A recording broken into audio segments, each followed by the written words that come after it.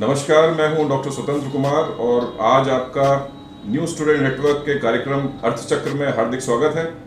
और आज हमारे बीच हैं एक बहुत ही स्पेशल पर्सन, बहुत ही अजीम शान शख्सियत जिन्होंने रियल एस्टेट इंडस्ट्री में 40 साल बिताए हैं और एक बहुत हम्बल बिगनिंग से, एक बहुत छोटी शुरुआत से आज एक बहुत बड़ा कारोबार स्टैब्लिश किया है। हम आज कोशिश करेंगे जानने की कि उनका ये सफ़र कैसा रहा, किन मुश्किलों का सामना उन्होंने किया, कैसे उन्होंने उन मुश्किलों पे पार पाई और हमारे लिए उससे सीखने के लिए कौन कौन सी बातें हैं। यही हमारा पर्सपेक्टिव रहता है जब हम अर्थचक्र कार्यक्रम की बात करते हैं, क्योंकि अर्थचक्र अर्थशास्त्र और बिजनेस से रिलेटेड खबरों से जुड़ा हुआ है। तो शुरू करते हैं हमारा आज का कार्यक्रम।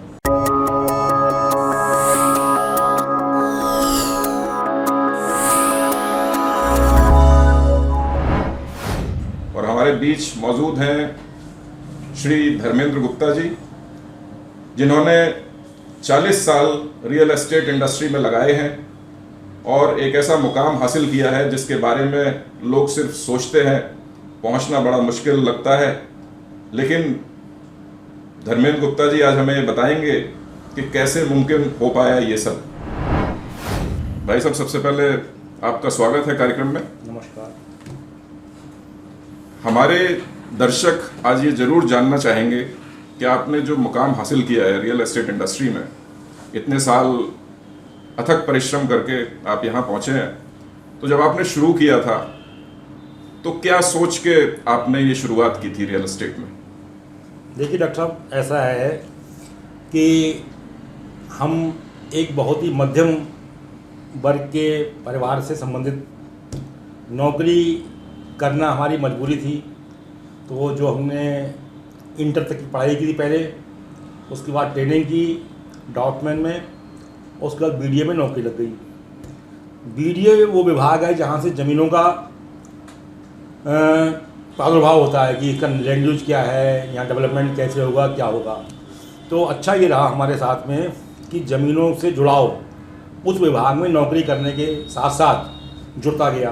और वहाँ पर जो लोग आते थे वो सब रियल एस्टेट से जुड़े हुए होते थे। बिल्कुल।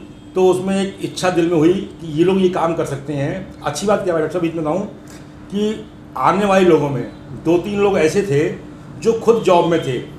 ओके। एक प्रेमनाथ गुप्ता जी थे, वो बैंक में थे जी।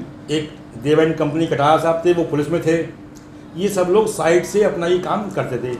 तो एक जिज्ञासा ये हुई कि ये लोग कर सकते हैं तो हम क्यों नहीं कर सकते, हम तो उसी विभाग में बैठे हुए हैं। तो फिर चूँकि उसमें पैसे होते नहीं थे तो लोगों को जोड़ा गया जी। हम 4 पार्टनर्स ने 3-3 हज़ार रुपये इकट्ठे करके 12,000 रुपये से ही ज़मीन का काम शुरू किया। और करते करते लोग जुड़ते गए। मतलब हमारे काम के जो हम ये श्रेय आप कह रहे हो यहाँ पहुँचे, तो जो सहकारिता है, जो लोगों का जुड़ाव रहा, सब लोगों के साथ मिलकर काम किया, वो हमारे एक जो है उसका एक वो है सफलता का कारण। लेकिन 40 साल पहले वो 12,000 की पूंजी भी बहुत होती थी। आज की तारीख में तो उसकी कोई वैल्यू नहीं है। हाँ, बात आपकी सही है, लेकिन वही है कि 12,000 भी सही कह रहे हैं आप। 427 रुपये तनख्वाह मिलती थी पहले।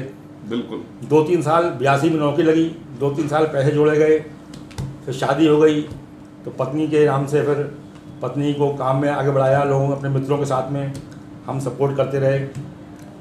ये सब रहा जिससे कि आज। तो इनिशियल लेवल पे जैसे आपने बताया कि आपने जो है 3 और लोगों के साथ मिलकर काम शुरू किया। जी।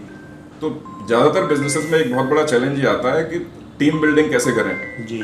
तो आपने पहला चैलेंज ही वो एक्सेप्ट किया, उसे हासिल किया। तो क्या ऐसा क्या खास काम किया आपने जिसकी वजह से आप टीम बना पाए शुरू में? डॉक्टर साहब, उसमें एक ही बात है कि जो लीड मेंबर होता है, जो टीम को जोड़ता है, उसका दिल इतना बड़ा होना चाहिए। बिल्कुल। उसका एक प्लस पॉइंट ये था कि हम तो नौकरी में थे, तो हम तो सोचते थे कि सारा फ्रेमवर्क तो हमने कर दिया, बाकी लोग काम कर रहे हैं, अगर 2 पैसे ज़्यादा भी कमा लेंगे ये तो कोई कष्ट नहीं है। दिल बड़ा रखा। तो ये सोच के काम होता रह गया। लोग जुड़ते गए, आगे बढ़ते गए, कुछ लोग हटते भी गए। उन्होंने कहा भैया हम यहीं पर बंद करेंगे काम, नए लोग जुड़ गए। कारण रहा। तो शुरू में जैसे जब आपने काम शुरू किया तो कौन सी चीज़ें शुरू की? जैसे प्लॉटिंग का भी काम होता है रियल एस्टेट में, मकान बनाने का भी काम होता है, फिर छोटे मकानों का काम भी होता है, बड़े मकानों का भी होता है। सबसे पहले हमने प्लॉटिंग का काम किया जी। 12,000 रुपये से हमने एक सबसे पहले 12 बीघा ज़मीन का बयान दिया था जी। 10,000 रुपये बीघा में ज़मीन ली थी। और आप कल्पना नहीं करेंगे कि हमने पहला प्लाट 32 रुपये गज बेचा, मतलब 40 रुपये मीटर पहला प्लाट बेचा जी। और वही ज़मीन आज की तारीख में वहाँ 15,000 20,000 रुपये की बिक रही है, जो हमने 40 रुपये मीटर बेची थी। एक और बहुत बड़ा चैलेंज बहुत सारे लोगों के सामने ये रहता है जब भी वो बिजनेस शुरू करते हैं कि कैसे अपने कंज्यूमर्स के लिए वैल्यू क्रिएट की जाए, क्योंकि ये आसान नहीं होता। जब आप कोई भी प्रोडक्ट लेके बाजार में जाते हैं तो कंज्यूमर्स का भरोसा जीतना पड़ता है आपको। तो कैसे वो भरोसा जीता जाए और कैसे कंज्यूमर को ज़्यादा से ज़्यादा वैल्यू दी जाए, क्योंकि जब आप वैल्यू देंगे तभी आपके पास ज़्यादा कंज्यूमर्स आएंगे।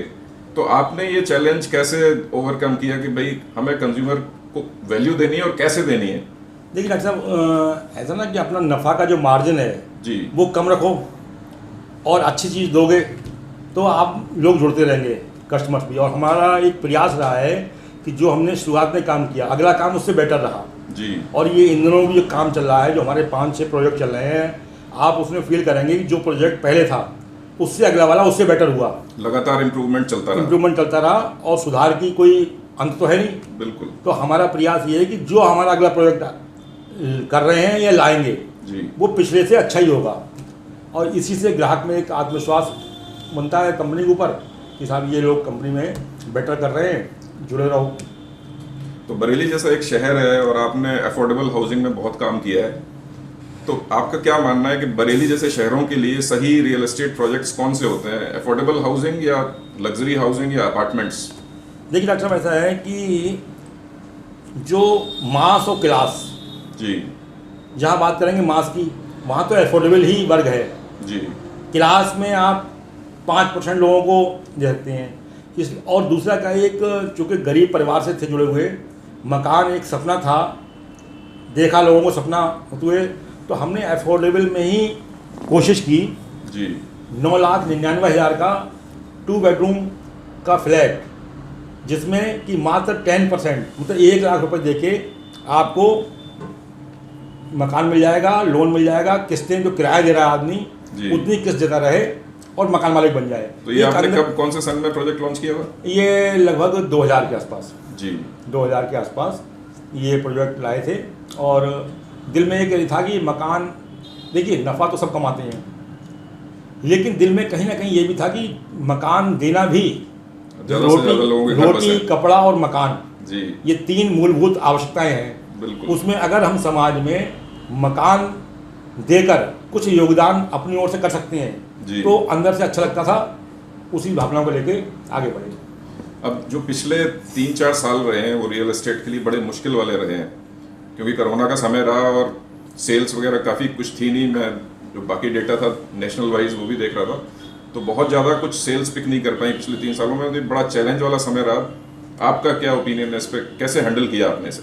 नहीं, निश्चित रूप से चैलेंज वाला समय था, क्योंकि कोरोना में काम बंद हो गए थे, स्टाफ को मेंटेन करना ही करना था, क्योंकि स्टाफ भी परिवार का ही, रियल एस्टेट परिवार का ही अंश है।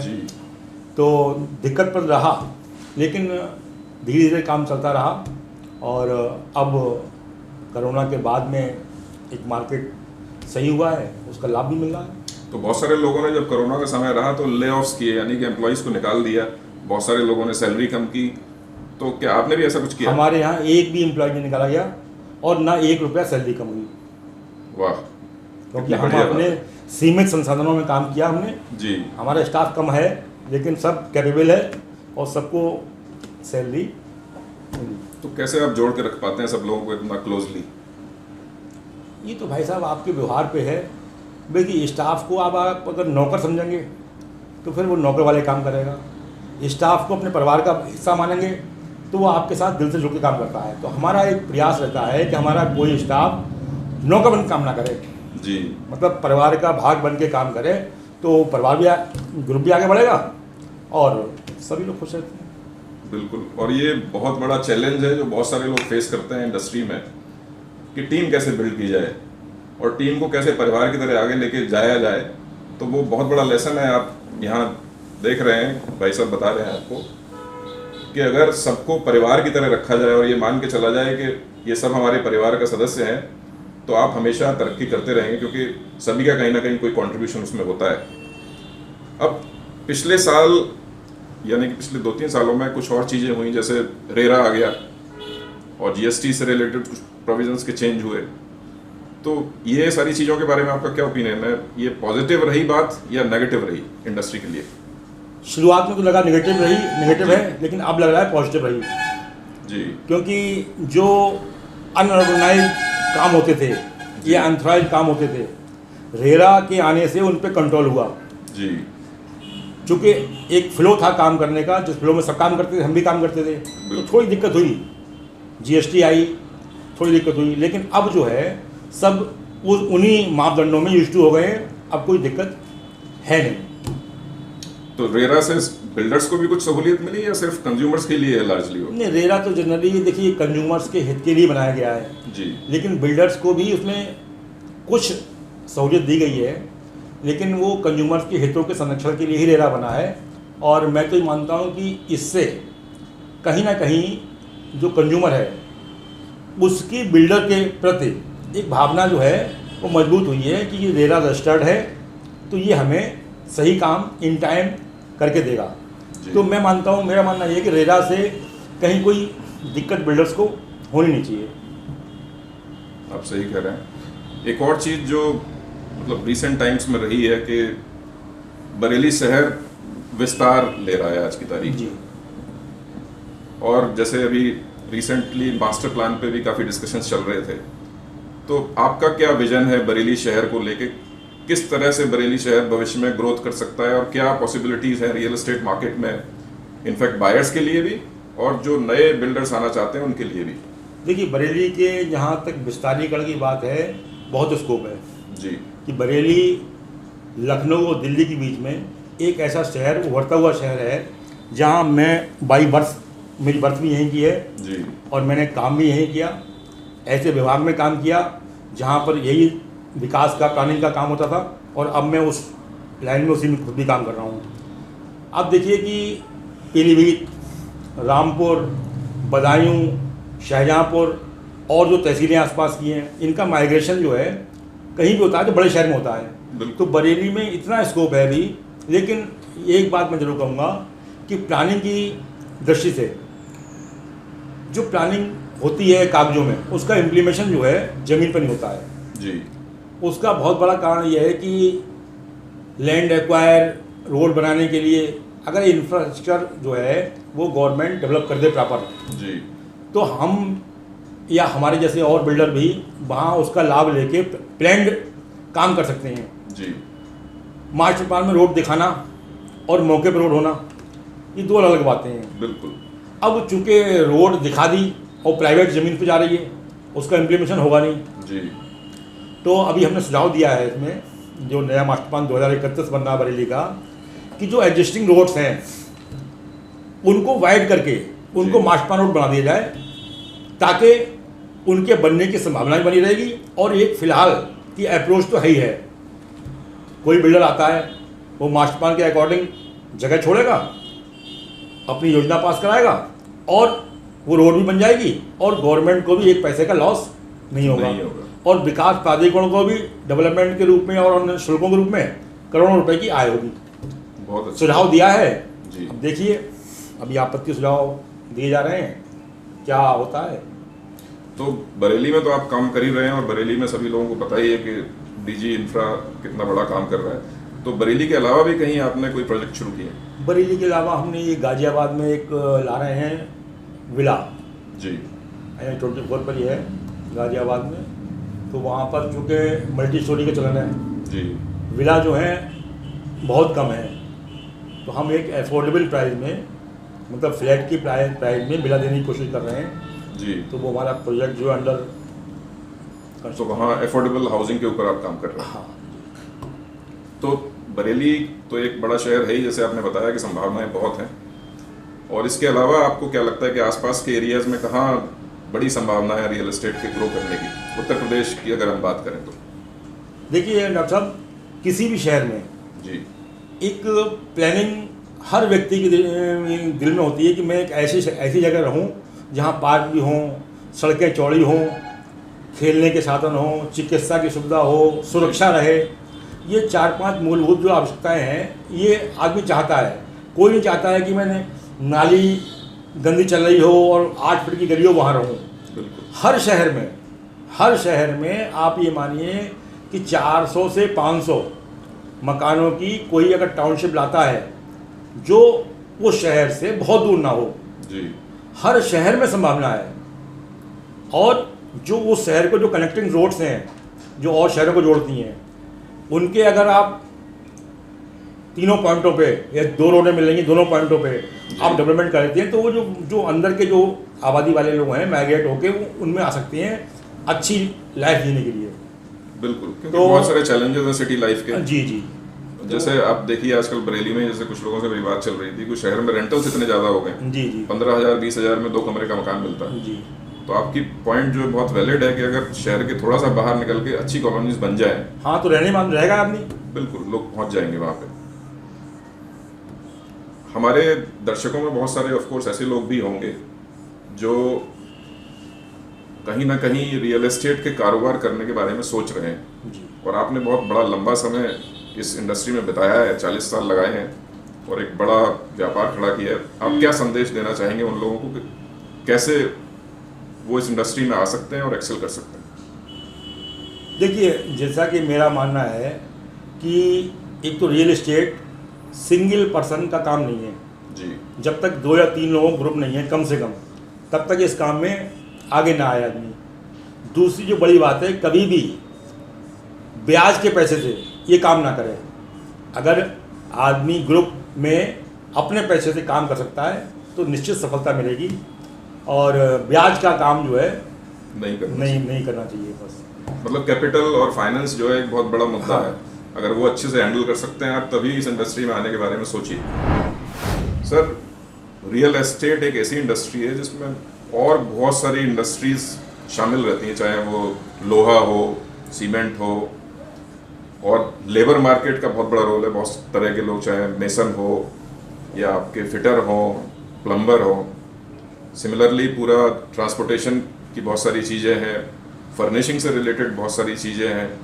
तो ये इतनी सारी कंपनियां इसमें जुड़ी हुई हैं और कहीं ना कहीं प्राइमरी सेक्टर्स में से आता है। तो आपका क्या मानना है कि रियल एस्टेट इन सारी जो चीज़ें हैं, साथ में जो एंसिलरी इंडस्ट्रीज़ हैं, रियल एस्टेट और एंसिलरी इंडस्ट्रीज़ मिलके क्या कंट्रीब्यूशन इनका देश की प्रगति में है? डॉक्टर साहब, मैं आपको बताऊं कि छोटी बड़ी 600 इंडस्ट्रियां जी रियल एस्टेट सेक्टर जुड़ी हुई हैं। इसके अलावा जो मैन पावर है, रोज़गार देने की क्षमता जो है, वो बहुत बड़े परसेंटेज में जो रोज़गार इस क्षेत्र से मिलता है। मेरा मानना ये है, मैंने एक किस्सा भी सुना था कि एक बार एक जगह अर्थव्यवस्था डाउन हो गई जी तो उन्होंने रियल एस्टेट को प्रमोट किया। विदिन 3 ईयर वो देश काफ़ी डेवलप हो गया। बिल्कुल। आप देखिए कि 600 इंडस्ट्रियाँ, कील कुंडे कब्जे से लेके सीमेंट, सरिया, मतलब जो भी 600 इंडस्ट्रियाँ एक मकान से प्रभावित होती हैं। पेंट, फिर उसके बाद मैन, मिस्त्री, मजदूर, कारपेंटर, प्लम्बर, इलेक्ट्रीशियन, मतलब हर वर्ग के लोगों के लिए रोज़गार ये इंडस्ट्री दे रही है।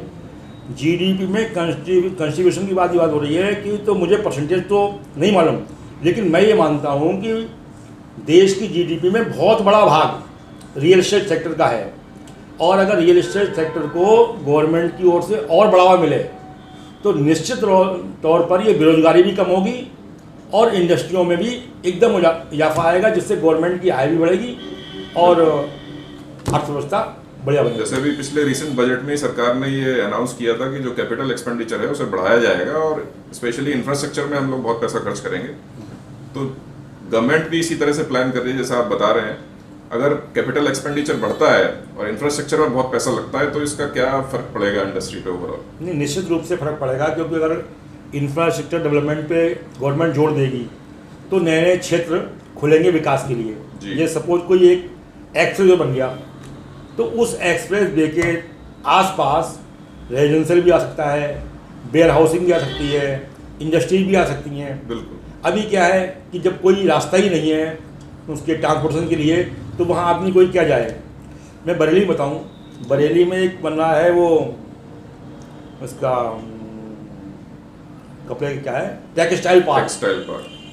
टेक्सटाइल पार्क प्रपोज है जी। मंजूर है, लेकिन उसकी अप्रोच रोड नहीं है, जिसके चक्कर में वहाँ पर ये बताया गया था मुझे, जो लोग भी उसके वो सूत्रधार हैं, जी। कि वहाँ 5000 वर्कर हर घंटे काम करेगा जी। अब उसकी अप्रोच नहीं है, ज़मीन उन्होंने ली हुई है, कुछ नहीं हो सकता। यही अगर इंफ्रास्ट्रक्चर जो गवर्नमेंट जोर दे रही है ये वहाँ पहुँच जाए, बिजली, सड़क, पानी, तो वो चीज़ डेवलप हो जाएगी, रोजगारी मिलेगा और एक नया उद्योग की स्थापना हो जाएगी। आप सही कह रहे हैं। तो बहुत बहुत धन्यवाद मैं आपको देना चाहूँगा न्यूज़ टुडे नेटवर्क की तरफ से। आपने इतनी सारी अच्छी बातें बताई।